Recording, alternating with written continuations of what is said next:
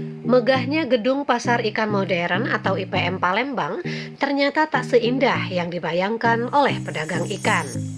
Sejumlah pedagang di pasar yang dibangun oleh Kementerian Kelautan dan Perikanan atau KKP yang berlokasi di Jalan MP Mangkunegaran, Kelurahan 8 Ilir, Kecamatan Ilir Timur 2 Palembang ini bakal gulung lapak.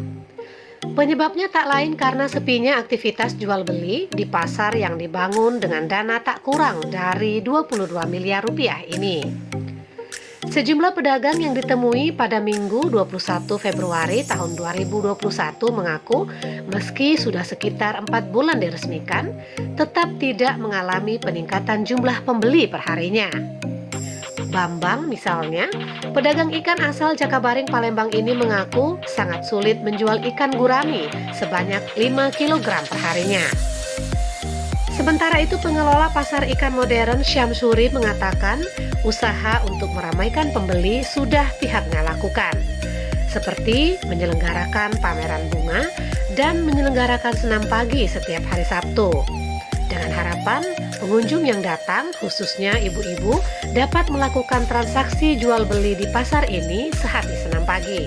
Sempet rame lah awal-awal seminggu rame, sudahnya udah sepi terus sampai sekarang tambah sepi. Banyak yang tutup kan?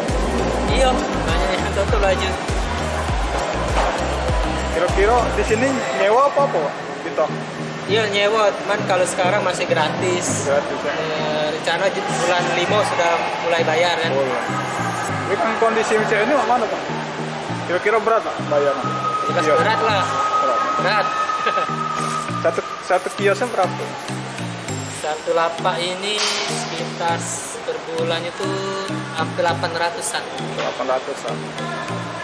Selain jual sayur-sayur kita jual apa?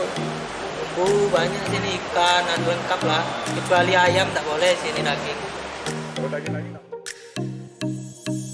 Tidak itu saja, pada tanggal 26 dan 27 Februari mendatang, pihak pasar juga akan mengadakan pameran kuliner. Tujuannya sama, yaitu untuk mengundang daya tarik konsumen.